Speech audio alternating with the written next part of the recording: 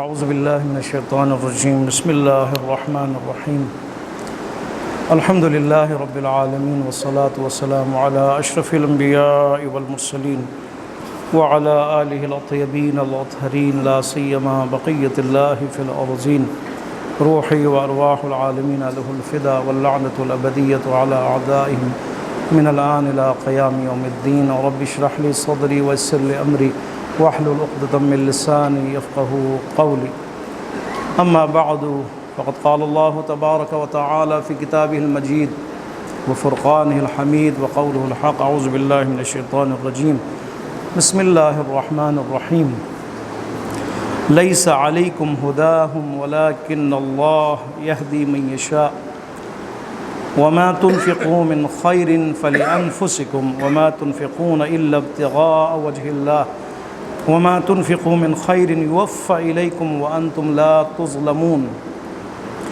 للفقراء الذين أحصروا في سبيل الله لا يستطيعون ضربا في الأرض يحسبهم الجاهل أغنياء من التعفف تعرفهم بسيماهم لا يسألون الناس إلحافا وما تنفقوا من خير فإن الله به عليم.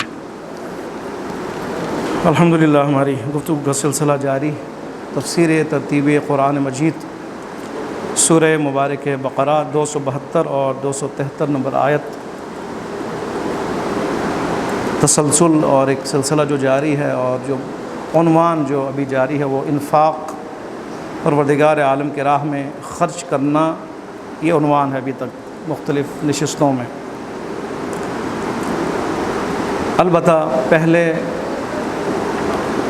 نشست میں جو آیات ہیں اس کا عنوان بھی انفاق ہے، لیکن انفاق یعنی خرچ کرنا خدا کی راہ میں مسلمانوں کے لیے.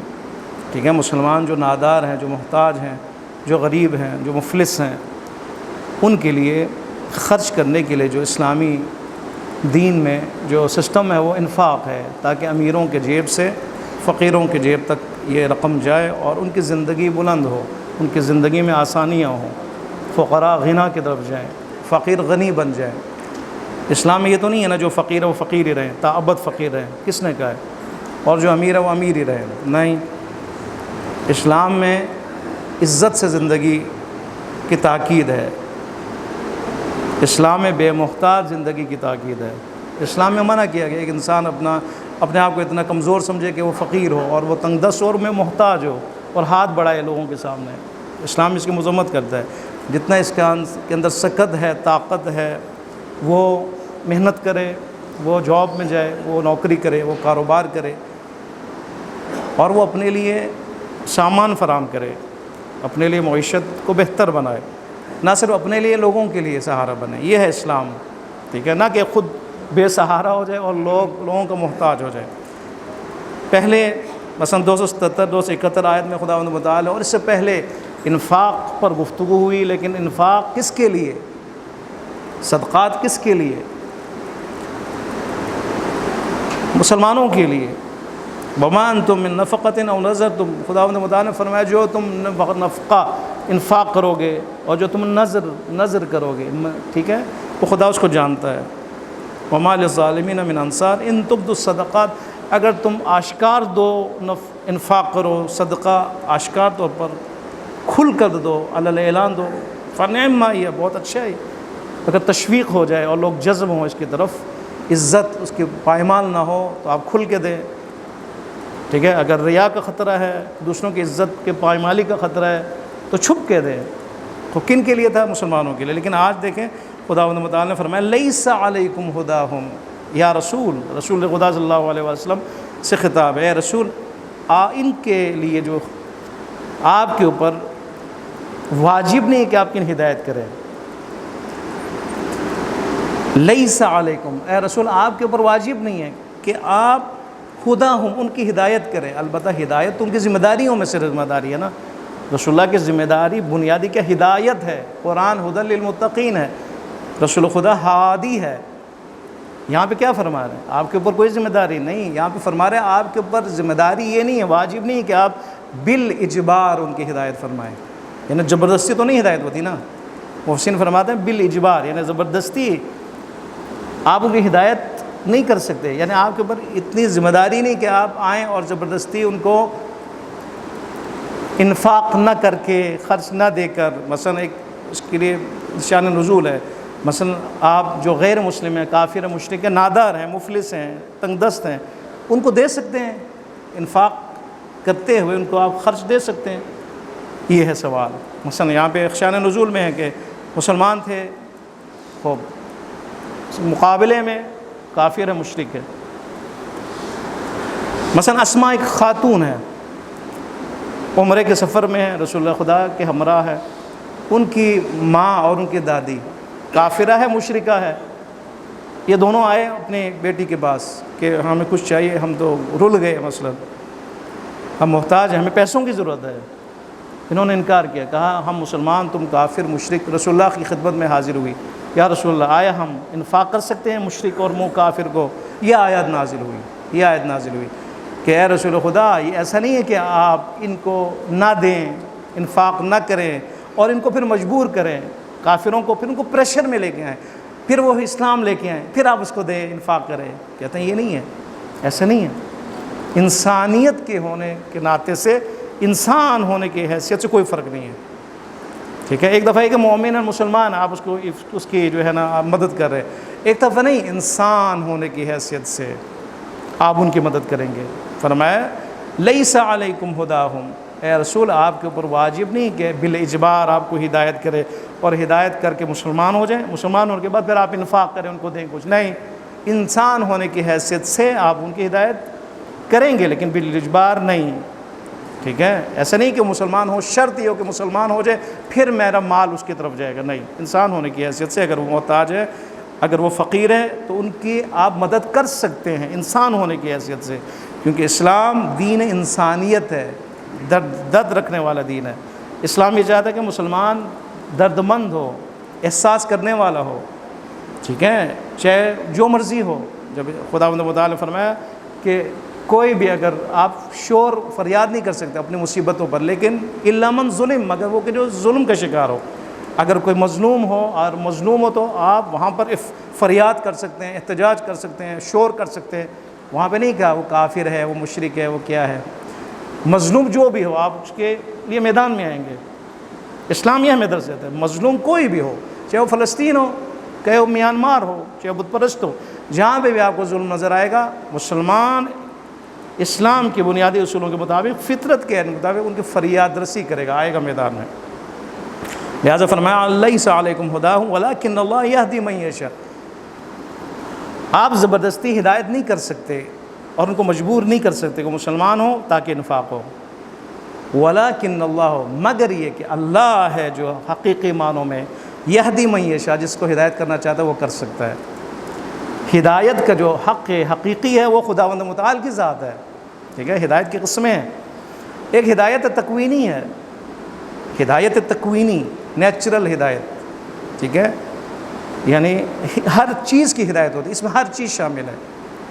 حضرت موسیٰ علیہ السلام فرعون کے دربار میں جب گئے تبلیغ کے لیے تو اس نے کہا تیرا خدا کون ہے، ذرا مجھے بتاؤ. اس کی تعریف کیا، ڈیفینیشن کیا ہے خدا کی؟ کیا فرمایا؟ ربنا الذی اعطى كل شيء ثم هدى. ربنا الذی اعطى كل شيء خلق ثم هدى.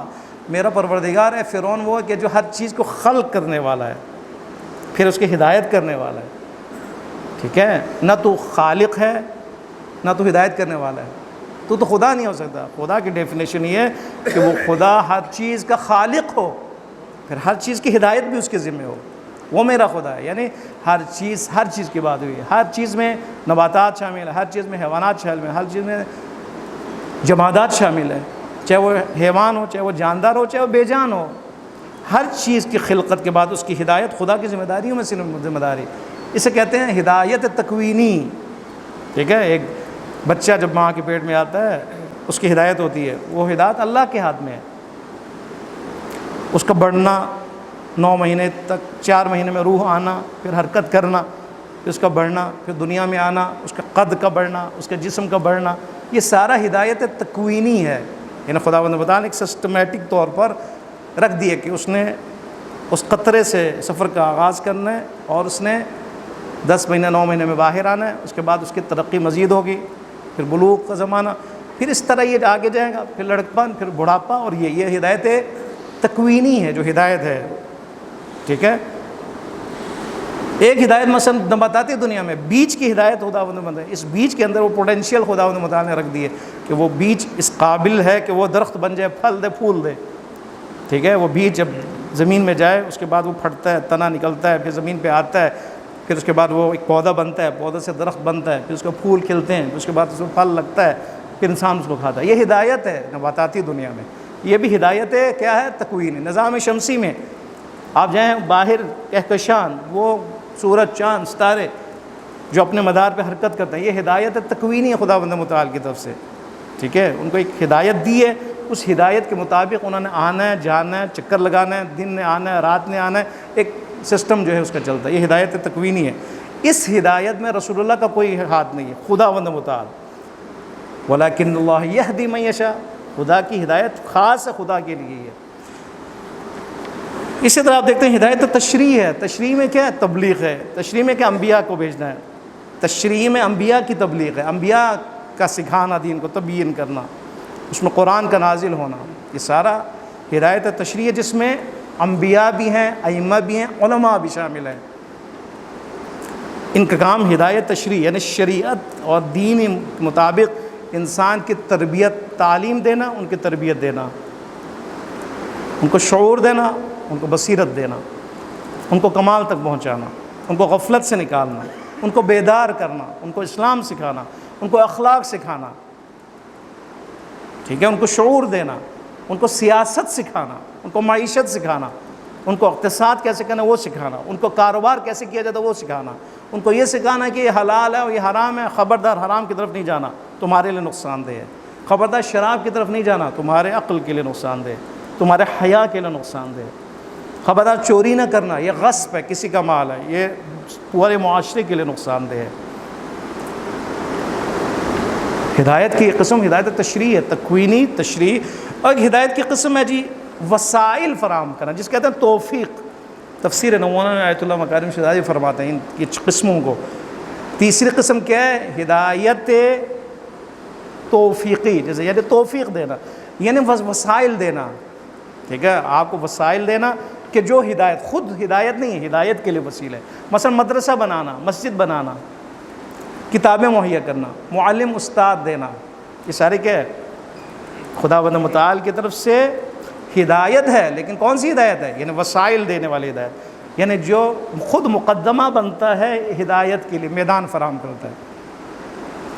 ایک ہدایت ہے کہ انسان کی ہدایت کرتا ہے اس کے اجر و ثواب کے لیے، یعنی انسان کو پہنچا دیتا ہے وہاں پہ کہ خداوند اس کو انعام دے، اس کو جنت دے دے، اس کو باغ دے دے، حور دے دے، دنیا میں اس کو ترقی دے دے، دنیا میں اس کو نعمتیں دے، یعنی وہ انعام جو خدا کی طرف سے اس کے لیے معین ہے، مشخص ہے، اس کی طرف اور اس تک پہنچانا ایک ہدایت ہے، ٹھیک ہے۔ یہ چار ہدایتیں بالترتیب ہے، یعنی ہدایت تکوینی میں خداوند متعال اس کو، اس کے جسم کو، اس کے فکر کو، اس کے شعور کو، اس کی عقل کو پروان چڑھاتا ہے، اس کو قابل بناتے ہیں کہ وہ سوچے، وہ سمجھے، وہ میدان میں آئے۔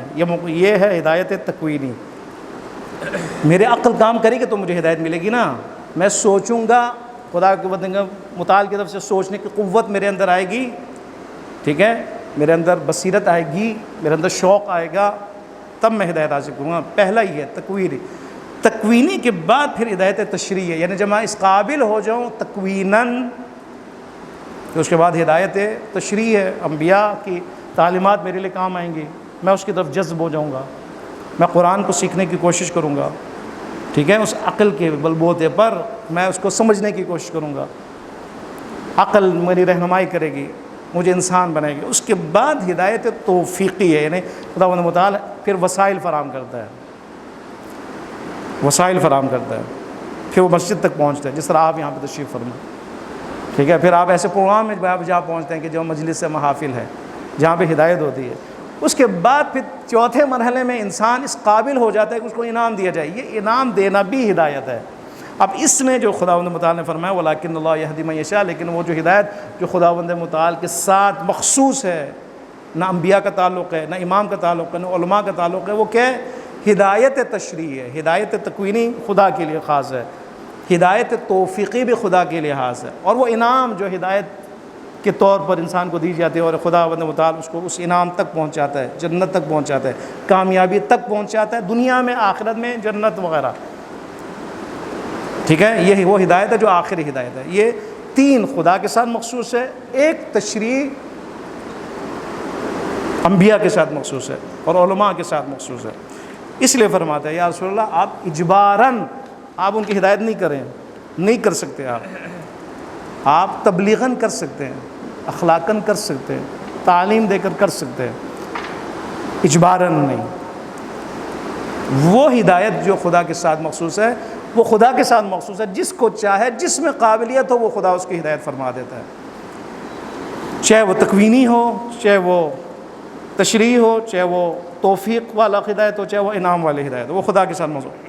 پھر فرماتے ہیں وَمَا تُنْفِقُوا مِنْ خَيْرٍ فَلِأَنفُسِكُمْ، اے لوگو جو تم انفاق کرو گے خیر میں سے یعنی مال ہو، جو بھی ہو، جو بھی انفاق ہو، انفاق صرف مال نہیں ہے، خرچ کرنا، حتیٰ آپ کا مشورہ بھی انفاق میں آ جاتا ہے۔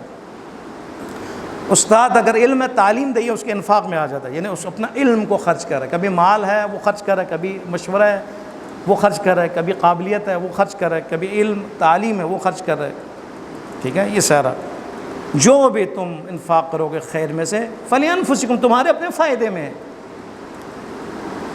ٹھیک ہے۔ یہ ایک تشویق خدا کی طرف سے، جب آپ کسی جوان کو بچے کو کہیں یہ آپ پڑھیں، وہ نہیں پڑھتا، آپ کہتے تیرے اپنے فائدے میں ہے، اس میں شوق آ جاتا، اچھا میرے فائدے میں، میں سمجھتا میرے فائدے میں نہیں ہوگا۔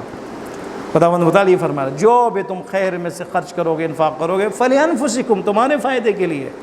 تو انفرادی فائدہ ہے، معاشرتی فائدہ ہے۔ انفاق کا تعلق ڈائریکٹلی انسان کے انفرادی انڈیویجول فائدے سے اور معاشرتی حوالے سے۔ اگر اب انفاق کا راستہ بند کر دیے جائے، امیروں کے جیب سے پیسے غریبوں تک نہ پہنچے، طبقاتی فرق رہتا ہے۔ معاشرے کی جو بھی آپ برائیاں دیکھیں نا، چوری، ڈاکہ، کرپشن، یہ سارا کس لیے ہے؟ کیونکہ غریب ہے، مجبور ہو جاتا ہے، کیونکہ تربیت اس کی نہیں، آتا ہے کرپشن کرتا ہے، رشوت لینا شروع کر دیتا ہے، قتل کرنا شروع کر دیتا ہے، چوری کرنا شروع کر دیتا ہے، بینک پہ ڈاکہ مارنا شروع کر دیتا ہے۔ ان سب کی بنیاد کیا ہے؟ کیونکہ وہ فقیر ہے، امیروں نے اس کا حق نہیں دیا، حق چھین لیا، سارا پیسہ ذخیرہ ہے اس کے پاس، غریبوں کو ان کا حق نہیں دیا جا رہا۔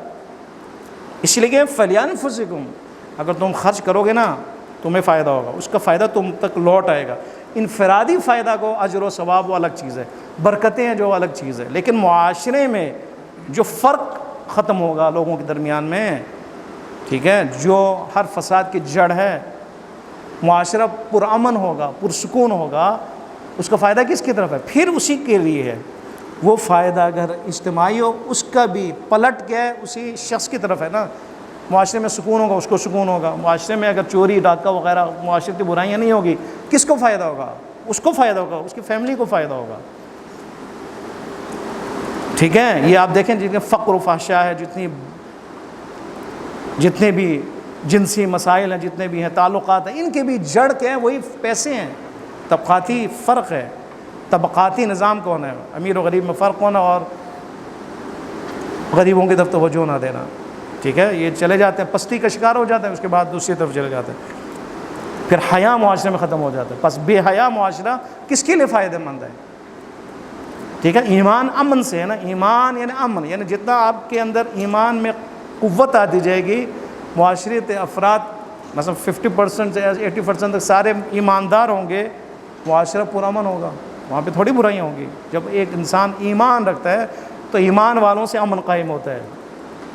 آپ نہ سمجھے کہ یورپ میں کیمرے لگے ہوئے تو وہاں پہ امن ہے، کچھ دیر کے لیے ایسا بھی ہوا نا، جب لائٹ چلی گئی تو پھر پتہ چلا امن ہے، کیا امن ہے۔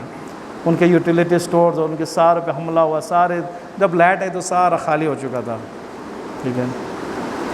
جب ایمان ہو تو وہاں پہ کیمروں کی ضرورت نہیں پڑتی، تنہائی میں انسان امن میں ہوتا ہے۔ خداوند متعال ایسا معاشرہ تھا۔ بس جو بھی تم انفاق کرو گے خدا کی راہ میں خیر میں سے، فَلِأَنفُسِكُمْ، تمہارا فائدہ، یاد رکھو، خرچ کرو گے تمہارا فائدہ ہوگا، انفرادی فائدہ ہوگا، اجتماعی فائدہ ہوگا، معاشرتی فائدہ ہوگا، سماجی فائدہ ہوگا۔ وَمَا تُنْفِقُونَ، مگر ایک شرط ہے، وہ شرط کیا ہے؟ وَمَا تُنْفِقُونَ، اے لوگو، اے مسلمانوں، اے انفاق کرنے والو، تم خرچ مت کرو إِلَّا ابْتِغَاءَ وَجْهِ اللَّهِ، خدا کے خوشنودی کے لیے۔ ریا نہیں ہونے چاہیے، اذیت نہیں ہونی چاہیے، پریشان کرنا نہیں ہونا چاہیے، دکھاوا نہیں ہونا چاہیے۔ کیا ہونا چاہیے؟ ابتغاء وجہ اللہ، خدا کی مرضی کے طلب میں، خدا کی خوشنودی کے لیے، ٹھیک ہے، 1 روپیہ بھی دو خدا کی خوشنودی کے لیے دو۔ وما تنفقوا من خیر یوفى الیکم، اور ایک فائدہ اخروی فائدہ خداوند متعال بتا رہا ہے، ایک یہ فائدہ تھا کہ جو بھی انفاق کرو گے فائدہ تمہیں ہوگا، ہو گیا یہ حل۔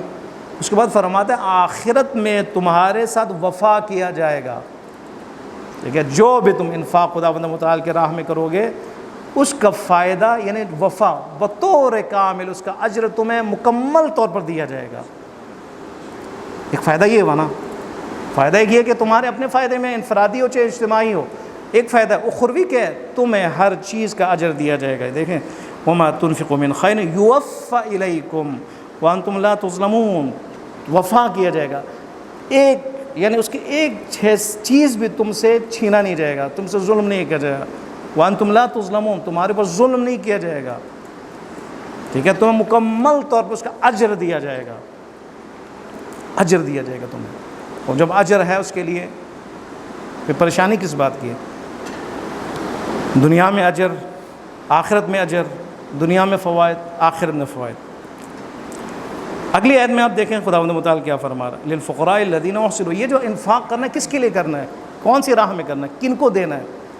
273 نمبر آیت فرماتے ہیں للفقراء الذین احسروا فی سبیل اللہ، یہ انفاق جو تم نے کرنا ہے وہ کہ ان فقراء کے لیے الذین احسروا فی سبیل اللہ، جو محصور ہو گئے ہیں فی سبیل اللہ، یعنی خدا کی راہ میں، ٹھیک ہے، محصور ہونے والے، یعنی خدا کی راہ میں جو مجاہد ہیں ان کا دروازہ بند کر دیا گیا ہے، محصور ہو چکے ہیں، ٹھیک ہے۔ آگے فرماتے ہیں لا یستطیعون ضربا فی الارض، وہ سفر کی بھی استطاعت نہیں رکھتے، محصور بھی ہو گئے، سفر بھی نہیں کر سکتے کہ کمائی کریں، کوئی دکانداری کریں، کوئی کاروبار کریں۔ فرماتے ہیں یہ انفاق ان کے لیے، للفقراء الذین احسروا فی سبیل اللہ۔ البتہ اصحاب الصفہ، مفسرین فرماتے ہیں یہ اصحاب الصفہ کے بارے میں، یعنی وہ اصحاب جو ہجرت کر کے مدینے میں آئے اور مدینے میں آنے کے بعد نہ گھر ہے نہ کوئی کاروبار، کچھ بھی نہیں، یہ وہ اصحاب ہیں کہ جو ہر چیز چھوڑ کے آئے تھے رسول اللہ کی خدمت میں، ٹھیک ہے نا، جنگ کا حکم ہوتا فوراً جنگ میں چلے جاتے تھے، ٹھیک ہے، کوئی کام ہو فوراً وہ کام کرتے تھے، مسجد میں تھوڑی دیر وہ ٹھہرے، اس کے بعد حکم ہوا کہ ایک ایسے جگہ پر، ایک اونچائی پر ایک ایسے سائبان تھا، درخت کا سایہ تھا، وہاں پہ جا کر وہ زندگی گزارے، ٹھیک ہے، اس کے مدینہ کے شمال کی طرف ایک تھوڑا سائبان سا تھا، ان کو منتقل کیا وہاں پہ، صفہ تھا اس کا نام۔ جب وہ وہاں گئے تو ان کو اصحاب صفہ کہا گیا، یعنی اصحاب صفہ غریب تھے، نادار تھے، بے گھر تھے، کچھ بھی نہیں تھا ان کے اوپر، ٹھیک ہے، محاصرے میں تھے، فی سبیل اللہ تھے، خدا کی راہ میں تھے، خدا کی راہ میں محدود ہو گئے تھے، یعنی ان کا کام یہ تھا کہ جہاد پہ جائیں، جنگ ہو جنگ میں جائیں، اسلحہ بنائیں، اسلحے کی تیاری کریں، وہ کوئی معیشت تھی نہیں ان کے لیے، کاروبار تو نہیں کر سکتے، ٹائم ہی نہیں تھا ان کے پاس۔ اس میں ابو ذر غفاری ہیں، سلمان فارسی ہیں، ابو ذر ہیں، ٹھیک ہے، یہ سارے بڑے بڑے صحابی اصحاب صفہ میں سے، ہمارے یاسر ہیں اصحاب صفہ میں سے، عظیم صحابی کے جو اس بحرانی حالت میں اسلام کے کام آئے، جنہوں نے وفا دکھایا۔ فرماتے للفقراء، یہ جو فقراء صحابی ہیں جن کے پاس کچھ بھی نہیں، نہ گھر ہے، نہ مال ہے، نہ کاروبار ہے، کچھ بھی نہیں، خداوند متعال فرمایا ان فقراء کو دو، انفاق کرو، احسروا فی سبیل اللہ ہیں، یہ سفر بھی نہیں کر سکتے۔ یحسبهم الجاہل اغنیاء من التعفف، جو نہیں جاننے والے افراد ہیں نا، جاہل سے مراد ایسے نہیں جو ان پڑھ ہے، جاہل جو ان کو نہیں جانتے، وہ جاہل جو نہیں جانتے، یحسب وہ گمان کرتے ہیں کہ یہ غنی ہے، یہ امیر ہیں، یعنی انہوں نے سفید پوش جس کو کہا جاتا ہے، بعض ہوتے ہیں نا کہ جو غریب ہے اپنے آپ کو دکھاتے ہیں، سوالی بنتے ہیں، لوگوں کے سامنے ان کا چہرہ آ جاتا ہے، یہ مانگنے والے ہیں، سوالی ہیں، فرماتے نہیں، یہ وہ افراد ہیں للفقراء کہ جو نہ جاننے والے ان کو سمجھتے ہیں امیر ہیں، یہ سمجھتے ہیں یہ امیر ہے، حالانکہ امیر نہیں، غریب ہیں۔ یہ معاشرے میں ایسے لوگ بھی ہوتے ہیں، ان کے جستجو کی ضرورت ہوتی ہے، ان کے پیچھے جانے کی ضرورت ہوتی ہے۔ قرآن میں فرمائے گا خداوند متعال یحسبہ الجاہل اغنیاء من التعفف، ان کے اندر حیا ہے، حیا، وہ حیا ہے کہ جو ان کو ہاتھ جو ہے نا سوالی بننے سے روکتے ہیں، وہ حیا ہے، شرمندگی ہے، وہ عزت ہے، عزت نفس ان کے اندر ہے کہ وہ جو ہاتھ نہیں بڑھاتے، اگرچہ وہ کیا ہیں، فقیر ہیں، ٹھیک ہے، لوگ اس کو غنی سمجھتے ہیں، تعریفہم بسیماہم، لیکن اگر آپ ان کے چہروں پہ دیکھو نا تو پتہ چل جائے گا بیچارہ بہت ہی مشکل میں ہے۔ چہرے کی رنگت بتا دیتا ہے کہ انسان کہاں پر ہے۔ تو مومن کو چہروں کی طرف نظر کرنی چاہیے کہ چہرہ کیسا ہے، کہیں ایسا نہیں افسردگی ہے، پریشانی ہے، نشانی ہے نا، کو پوچھنا چاہیے۔ مسجد کا ایک فلسفہ اجتماعی یہ ہے کہ انسان ایک دوسرے کو دیکھیں اور درد کا احساس کریں، پوچھیں کوئی مسئلہ تو نہیں ہے، نہ کہ وہ فرار کرے، نہ کہ وہ بچ جائے، کہیں ایسا نہ ہو کہ میرے سے کچھ مانگ لے، میں پوچھوں گا تو کہے گا یار یہ مسئلہ ہے، مجھے پھر تو میں پھنس جاؤں گا۔ تعریفہم بسیماہم، تم ان کے سیما یعنی کہ ان کی شکل، ان کی صورت، اس کی طرف دیکھ کر تم پہچان سکتے ہو یہ اس کی حالت کیا ہے۔ لا یسألون الناس الحافا، یہ وہ لوگ ہوتے ہیں کہ جو سوال میں اصرار نہیں کرتے، یعنی اصرار نہیں کرتے، بابا نہیں کہتا مجھے دو، ان کی عادت نہیں کو کہ مجھے دو، ہاں ممکن ہے کبھی، اس نے یہ بھی فرماتے انہوں نے عادت نہیں بنائی کہ مجھے دو، ہاں ایک ممکن ہے زندگی میں ایک دو دفعہ ان کے لیے کوئی مشکل آئے وہ کسی کو کہہ دے، یہ چیز اس میں شامل نہیں ہے، لیکن انہوں نے اپنی عادت نہیں بنائی کہ وہ مانگیں، کیوں حیا ان کے پاس ہے، عفت ہے۔ بس مومنوں کو عفیف بھی ہونا چاہیے، یہ نہیں کہ ہر دفعہ ہر کسی سے وہ مانگے، ہر کسی سے مانگنا کہ جو اس قابل نہیں ہے کہ وہ دے، فرماتے منع کیا گیا ہے، اسے نفس کا خیال رکھے۔ لا یسألون الناس الحافا، یہ سوال نہیں کرتے لوگوں سے مصرن، اصرار کرتے ہوئے، ٹھیک ہے، زبردستی، بار بار نہیں کہتے، اتنا کہیں کہ وہ دیں، ایسے بھی ہوتے ہیں نا جو بار بار کہتے ہیں پھر وہ مجبور ہو جاتے ہیں، کہتے ہیں نہیں یہ وہ لوگ ان لوگوں میں سے نہیں ہیں، سفید پوش ہیں۔ وما تنفقوا من خیر فإن اللہ به علیم، آخری حصے میں خداوند متعال فرما رہے ہیں کہ جو بھی تم خیر میں سے خرچ کرو گے خداوند متعال علیم ہے، اس کے بارے میں جانتا ہے، ٹھیک ہے، اگر وہ تم اخلاص سے دے رہے ہو جانتا ہے، ریا کرتے ہوئے دے رہے ہو جانتا ہے، اذیت کے لیے دے رہے ہو جانتا ہے، خلوص نہ ہو یا ہو خداوند متعال جانتا ہے، چھپا کے دے رہے ہو پھر بھی خدا جانتا ہے، کھلے عام علی اعلان دے رہے ہو پھر بھی وہ خداوند متعال جانتا ہے۔ یہ خداوند متعال کی ہدایت ہے قرآن میں، بار بار انسان کو اس سسٹم کی طرف لے کے جا رہا ہے کہ یاد رکھو معاشرے میں اگر امن لے کے آنا ہے، مشکلات کے حل کے لیے میدان میں آؤ، پیسے خرچ کرو، میدان میں غریبوں تک پیسے پہنچاؤ، آپ کے پیسے گردش میں ہونے چاہیے، نہ اکاؤنٹ کے اندر بند ہونا چاہیے، ٹھیک ہے، نہ گھر کی الماری میں بند ہونا چاہیے، یہ نکلے اور پہنچے، فائدہ ہو دوسروں کا، معاشرہ مضبوط ہو، لوگ مضبوط ہو، اس کا اجر ہے، وہ اجر خداوند متعال کی نزدیک ہے، بے شمار ہے، اور اس کا وفا کیا جائے گا بطور کامل خداوند متعال۔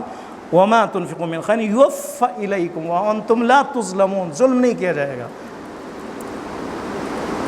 تمہیں دی جائے گی مکمل طور پر، یوفى الیکم، اور اس پہ باور کرنے کے ضرورت، یقین کرنے کی ضرورت ہے۔ اگر ہم مسلمان ہیں اور با ایمان ہیں، خداوند متعال کی ان فرمودات پہ یقین رکھتے تو ہمیں میدان میں آنا چاہیے، ہمیں انفاق کرنے والا بننا چاہیے۔ اب کن کے اوپر انفاق ہو بہت ہے، پچھلے نشست میں بیان ہوا کہ ہر ایک کو نہیں، ٹھیک ہے، جہاں پر ضرورت ہے وہاں پہ دے، اور ضرورت ہے یا نہیں آپ تحقیق آپ کے ہاتھ کے اندر ہے، آپ کر سکتے ہو تحقیق۔ انشاءاللہ خداوند متعال کی بارگاہ میں دعا کرنے پروردگار عالم ہم سب کو توفیق عطا فرمائے کہ ہم انفاق کرنے والے بنیں، قرآن کے فرمودات پر عمل کرنے والے بنیں۔